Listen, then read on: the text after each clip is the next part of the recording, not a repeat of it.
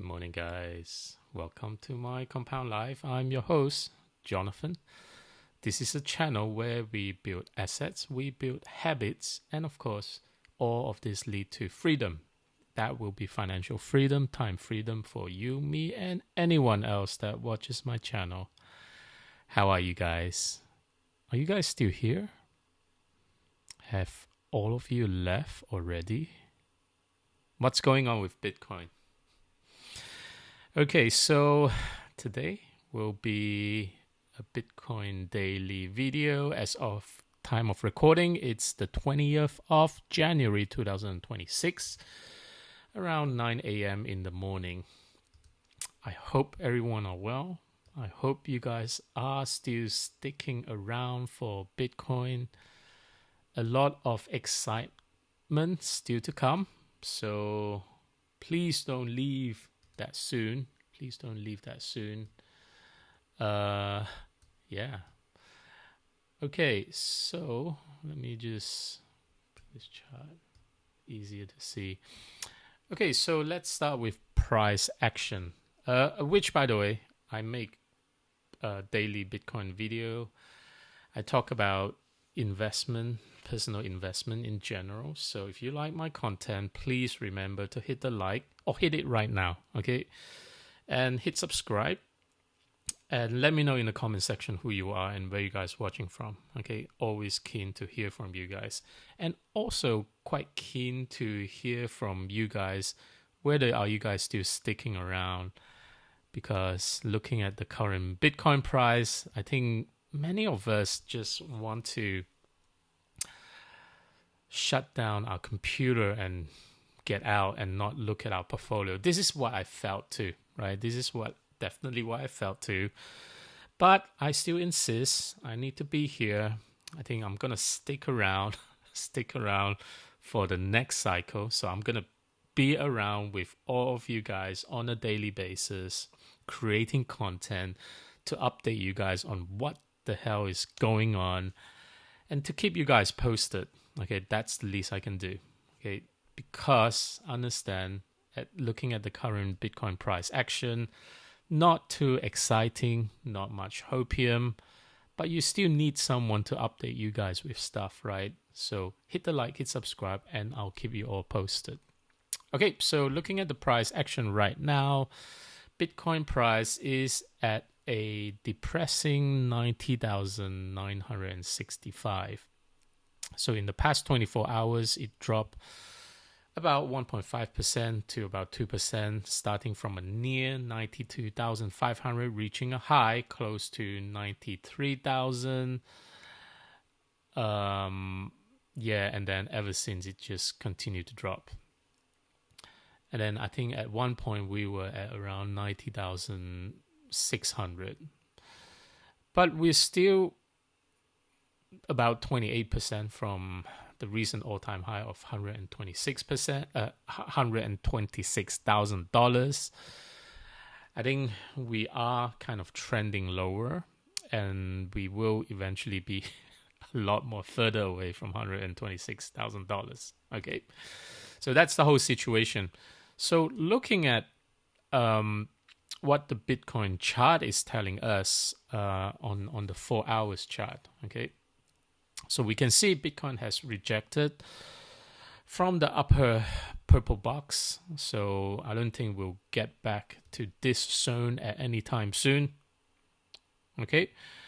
I mean, this upper box was previously our huge resistance. Okay. Now it does seem we are, the rejection was very strong and enough of red candles for us to decide that, you know what, we're not going to get up anytime soon. But certainly price has dropped into the lower purple box, which is the former demand support zone, around the low 90,000, well, light 90,000 to about 92,000, right? That's the support zone area. So I think for now, this zone really doesn't matter because it's where the buyers previously stepped in before the last move up, right? So this was the zone. Buyer stepped in so that, the price kind of move up. So we're hoping that we can, remain at this zone. So I think what can potentially play out in the coming week will essentially be much more of a base case. I think it's a most likely case. Bitcoin continue to chop inside this lower box for a few more days. Smaller candle, wicks both ways. Volume kind of cools down. This could be normal consolidation after a sharp sell-off, right? Will we get the bullish rally? So if we look through the 4-hour closes back above the box, somewhere here, right? Bitcoin could bounce towards 92 to 93K.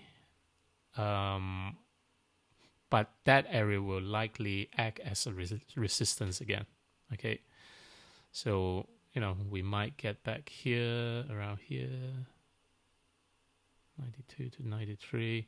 But I think this area, it's definitely the resistance. Okay. So, yeah, I think there could be some bearish risk ahead of us if we get a clean 4 hours closes below this support box with high volumes, right?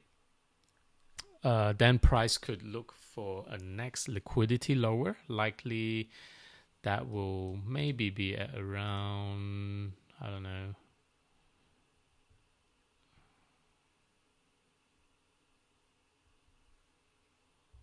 that would be around this zone. Yeah, very likely. That will be around this zone, 88,000 to about 86, 87, 88,000. Okay, that could be the zone if Bitcoin continue to follow this trend. But anyway, my honest take right now, because I think it's a low liquidity period for now, especially the stock market closed on Monday. So, and then we are seeing some further sell off today as well as yesterday. So I think for now it's just low liquidity. It looks more like a leverage being flush and liquidity being reset. So I think the next few days are about whether this support holds and not about calling a crash just yet. But having said that, I think the fact that we are in a bear market, it's always nice to refer back to this chart. As a recap, every time, so the past few cycle, after the top, it would take about a year before Bitcoin reaches its all-time low, right? So we obviously had the all-time high of about $126,000 for Bitcoin back in October the 7th or 8th last year. And then now we are essentially going through this phase. So this is where Bitcoin will continue to go lower. But certainly every time, as you can see in the blue line as well as the orange line, these were the past two cycle. Bitcoin will obviously do some fake out or dead cat bounce before it kind of resume lower, right? So, to me, I think it does seem the 4-year cycle continue to play out where we are forming a good dead cat bounce and then followed by lower low. Dead cat bounce followed by lower low, right? And then eventually, I think, guys, we're not too far from the bottom. And usually the bottom will form around 12 months after, after the all-time high, right? So we are already 3 months plus. So another 9 more months. Another 9 more months of pain, then hopefully Bitcoin should all rebound if that's the case. Okay, so I'm not saying everything are bearish. If in accordance to the Bitcoin 4-year cycle, it does seem this is kind of playing out right now. But of course, there will be external macro catalysts that's also in the horizon. It can still potentially give us a good dead cat bounce or a potential, coming back to near all-time high of 126,000, right? So I think in this period, we just need to be, how do I say it? We just need to keep on monitoring the price, right? So if you're someone who's looking to enter, I think don't lump sum in. DCA is the best right now, but because it does seem the likelihood of heading towards a bear market, it's actually quite high. But at the same time, DCA, small amount, and save a bigger portion of that money for a bigger type of dip, type of buy-in towards Q4 this year. I think that makes so much more absolute sense. So do that, right? I think, which by the way, it's not financial advice, so you just got to do your own research. But if I do, that essentially become my DCA strategy. So for now, at least for me, I'm not really DCA or pound cost average to buy more. But for now, I'm kind of conserving my buy towards Q4 later this year. Okay, so bear that in mind. Quick look at the Fear and Greed Index. We are at 31. Fear zone, I think just so fast we got out from neutral zone to fear now. So even for the past week, I think initially we were less in fear zone, more in the neutral. But for now, I think with so much macros going on, we might be staying in the fear zone for a much longer period of time at least, because it's not as if the tariffs, the Japanese bond yield, or the carry trade cascade will finish anytime soon, right? So I'm kind of guessing 2 weeks to 1 month could be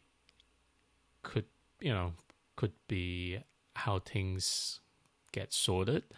So yeah, I think do anticipate a little bit of pain coming, and especially the fact that knowing there might be some chop solidation happening now for another 2 weeks. This will be the time where market makers will be very, very active, taking out longs and shorts for the leverage. So I reckon just be extremely careful, right?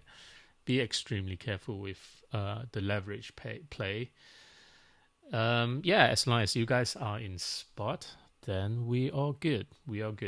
Okay, not too much to update in terms of Bitcoin price action, because yesterday was market close, so nothing much to highlight.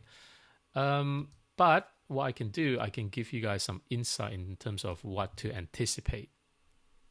So let's move on to news that move Bitcoin price. No major economic data for the past 24 hours. However, not today because it's Tuesday, but on Wednesday, there will be some data that are coming out that could potentially affect Bitcoin price.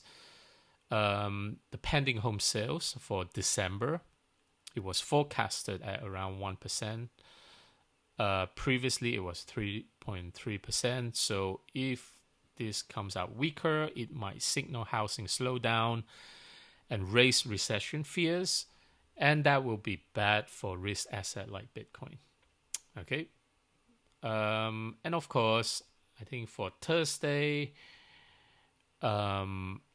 initial job losses claim for January,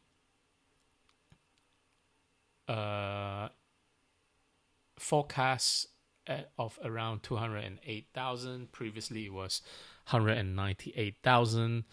So higher number could mean weaker jobs, okay, boosting chances of Fed for a rate cut, which can definitely help boost the price of Bitcoin for the short term, okay?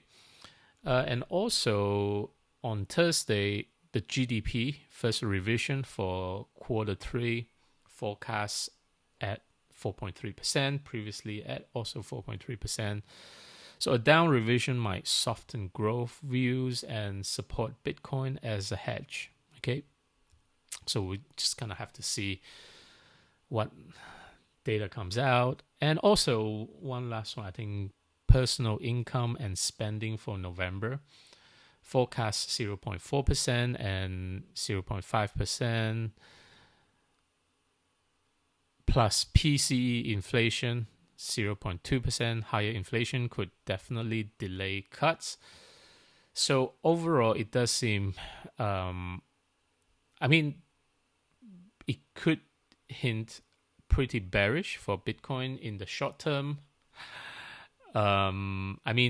At least Polymarket is also pricing this in already, right? So Fed's decision in January for a rate cut, it's already up 96% for no change. For 25 basis point cut, it's actually now at around 3% probability. So very, very low probability of cut. So I don't think market will react well on this. So we'll see how it goes towards January, end of Jan. I somehow felt, this has already been spoke about in many of my previous video, especially knowing the fact that Fed will not be cutting at any time soon. So in that case, I think Bitcoin price may as well continue to dip for a longer period of time. Maybe no recovery, or at least not much recovery until much later. Maybe in quarter 2. Okay, so I'm just thinking out loud. Okay. Other news that are suppressing Bitcoin price right now, I think it's this one. Gold again has hit another all-time high of $4,700 per ounce. So gold has been continuing hitting all-time high in early 2026. Everything hit all-time high except for Bitcoin. And I know that's frustrating for everyone, even for myself, right? I'm like, what the hell, guys? I think mainly due to rising geopolitical tension and economic uncertainty. We'll cover some of that economic uncertainty. I've covered that already yesterday. There isn't much development. But for example, the economic uncertainty, the US President Trump threats of tariffs on European countries over Greenland disputes. So this definitely made investors nervous about global trade and stability. So that's why everyone just jumped onto buying gold as safe haven asset, right? Despite the fact that, Bitcoin is actually the digital gold that can be even safer, right? But that's fine. That's fine. Not many people gets that just yet. And of course, other factors include central banks, especially in Asia. They're buying large amount, massive amount of gold to hedge against weakening currencies. Expectation of lower interest rates definitely make gold more attractive than bonds, government bonds, and ongoing inflation worries from policies like tariffs. Okay, and of course, strong demand for ETFs. Countries like China and India and hedge funds has also fueled the rally, with gold up over 60% in 2025. So I reckon this gold surge could have mixed implication for Bitcoin prices. So in the short term, it might be bearish for Bitcoin as investors shift money to traditional safe havens like gold during risk-off period, definitely stealing attention, mindshare away, and capital from riskier asset like Bitcoin and crypto. However, bear this in mind, for the long term, it could be bullish if the same uncertainties like inflation or dollar weakness, because usually it can boost demand for digital gold like Bitcoin as an alternative store of value. So potentially driving Bitcoin price higher if adoption somehow grows amid of global instability, right? So I made another video, I think previously, that spoke about gold, how gold usually rally first, and then eventually that lead on to Bitcoin rally. But we'll just have to wait, guys. We'll just have to wait. And whether this wait will be this year or in the next cycle, I don't know. But it does seem to me that the likelihood of Bitcoin going higher might be for the next cycle, which, by the way, isn't all that long away. I think, another 2 years, 3 years at max. Yeah, so we're not that long or far away from the next cycle. Okay, so all good. Drop a like if you understand what I mean by that. If you do follow that 4-year cycle, let me know who you are. Other news, I think this continued to be the headline. Bitcoin drops below 93,000. Now it's even worse. It's at around 90,000 after Trump's EU tariff threats over Greenland. Okay, so we all know about this. I spoke about this yesterday in the Bitcoin Daily video. I think, yes, huge implication for Bitcoin holders. Other things that are scaring the retail investors away from Bitcoin. Again, I spoke about this yesterday about the Japanese bond yield, carry trade unwind. To be honest, I think this will last at least a month, 2 weeks to a month, right? So another news came out from Financial Times. The Japan 40-year bond surpassed 4% for the first time, right? It's not as if Japanese bond yield or the carry trade unwind never happened before, right? It definitely happened before, but certainly, so, I mean, for me to call this out, it's not a new thing at all, right? So just to give you guys some highlight, right? So in August 2024, Bank of Japan also unexpectedly hike its benchmark interest rate to about 0.25%. That's sometime in end of July. And it certainly caused some havoc, causing Japanese government bond yield to rise sharply and triggering a massive unwind of the yen, the Japanese carry trade. That's where investor had, they had borrowed some cheap yen, cheap money to fund higher yielding assets buy globally. So during that time, that led to a lot of rapid sell off, where they ended up buying more yen, strengthening the yen and force a lot of liquidation for other assets. So that kind of cascade into a global market crash on August the 5th. So during that time, FYI, Bitcoin definitely plunged about 18% from around 60,000 to a low 49,000 in a single day, right? And I think well over $1 billion worth of liquidation for Bitcoin, at least. However, Bitcoin did exhibit a swift kind of V-shaped recovery during that time, right? Because it rebounded fully back to 60,000 within just 5 short days, right? So Bitcoin kind of recovered sometime in the 9th of August, right? So it all happened on the 5th of August, and then by the 9th of August, it came back to a good recovery as markets stabilized with reassurance from central bank and bulk of the carry trade unwind completed. Okay, so that's just kind of describing to you guys what would happen, right, for Bitcoin during one incident, like just the carry trade, right? But for now, we have got the Japanese carry trade problem.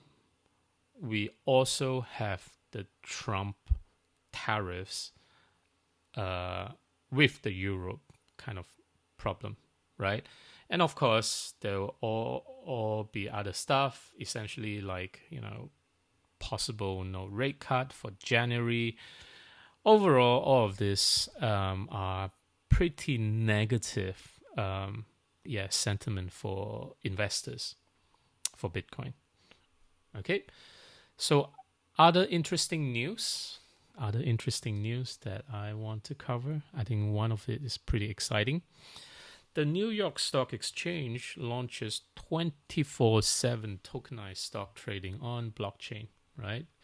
So this is pretty cool because it will facilitate 24/7 trading of US listed equities and ETFs. All right, imagine trading stocks similar to trading crypto and Bitcoin 24/7, right? It's gonna be volatile as hell, right? But for us that don't live in the US, it's always good, that we can essentially get some real-time trading dependence on what's happening in Asia, what's happening in the US, what's happening in the UK, and all of this will be some interesting time ahead. And of course, it will allow for fractional share trading. I think a lot of it already offer that. But for this, I think it's all good and will offer immediate settlement through tokenized capital. Okay. So that's pretty good. So essentially, tokenized means turning real asset like stocks into digital version on the chain for faster, cheaper trades, right? So personally, I'm expecting more lower in terms of my transactional costs for me to trade stocks and shares, right? And I'm having the expectation that it can be as low as trading it on an exchange, on a crypto exchange, because they tend to be, lowering fees a lot more. So kind of interesting to see who they'll appoint, to tokenize this. Something to bear in mind, will they, be appointing Ethereum for more of this tokenization? Because ultimately, I think Ethereum recently has a lot of their gas fee being reduced. Or they're going to appoint someone like Solana, where Solana, it's much more scalable. Or they could potentially be working with Coinbase, the I think it's called Base, the chain. So interesting to see eventually who they'll be appointing and how it all plays out. yeah, I think it allows 24/7 trading, not just market hours. I think that would be good. Instant settlement, no waiting for days, and using stable coins like USDC for the trading, right? For funding. So you still get ownership, dividends, and votes, but it's all on blockchain now. Okay, so this is why we all need to anticipate and be prepared of such transformation. And a lot of this, once being adopted, the shift will be very, very fast, right? So this is why we continue to stay ahead and stay ahead in terms of the technology on blockchain, because everything will eventually be transitioned onto blockchain, right? So hodl your Bitcoin for sure, and yeah, watch out which blockchain will be the one that carry this through. I think implication for this announcement, it's super bullish sentiment as it brings traditional finance to crypto technology, capturing a lot of excitement and anticipation for mainstream adoption. For Bitcoin asset holders, this bridges stocks and crypto, making everything more liquid and accessible. If you're a holder, it's a reason to hold as crypto infrastructure grows, right?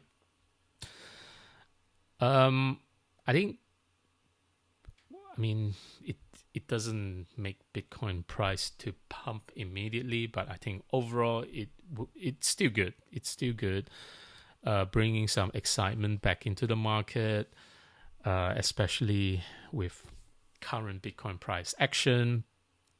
But overall, I reckon it will be long-term bullish, very, very bullish indeed. If more institutions joins, and essentially it's going to bring Bitcoin, crypto to be more in competition with stocks and shares. Okay. Other news that can pump Bitcoin price. Can I remind all of you guys, we still have a CME gap of 88,000 to 88,800. Reminder, so this upper box, this gap has been filled previously. So this one obviously hasn't, right? So January the 20th, I believe. As of now, right, there's still an unfilled CME gap. So that was from early-ish January. And that's for Bitcoin between the price of 88,000 to 88,800. This gap formed over a weekend or during that holiday period in early January-ish. Okay, so when CME market close at one price and reopen higher without trading in between, that creates this empty space on the chart. So recent price action shows Bitcoin trading around 91,000 to 91,500 after dipping lows near 90,700 in past few days actually, but it hasn't dropped low enough to fill the gap. So do anticipate that very likely how the Bitcoin price action is right now. Maybe we'll get to fill the gap before we even move further down or higher up. So we'll see how the sentiment shift. I want to bring you guys some hopium for Bitcoin. Hopium of the day.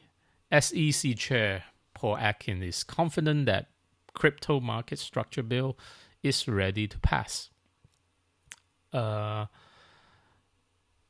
Just watch this. Hopefully it can bring you guys some hopium. Through the president for signing that bill. Now, this market structure bill that's going through, the Clarity Act that was passed by the House. And so that we'll see where that goes in Congress. And so I'm hoping that they'll be able to get that through. But in the meantime, we in the CFTC will be in RDR, actively working on harmonizing our two systems through the president for signing that bill. So this is SEC Chair Paul Atkins. He's, by the way, the pro-crypto appointee. Said in a recent interview that bipartisan market structure legislation is advancing fast. Certainly not fast enough to pump the Bitcoin price, right? Likely to pass soon and reach President Trump's for signing this year. So this is the Clarity Act style bill, clarifying rules, splitting SEC CFTC roles, ending gray areas from past enforcement heavy era. Okay, so we'll definitely need laws clarity, and that will definitely boost Bitcoin as well as crypto kind of adoption in the US.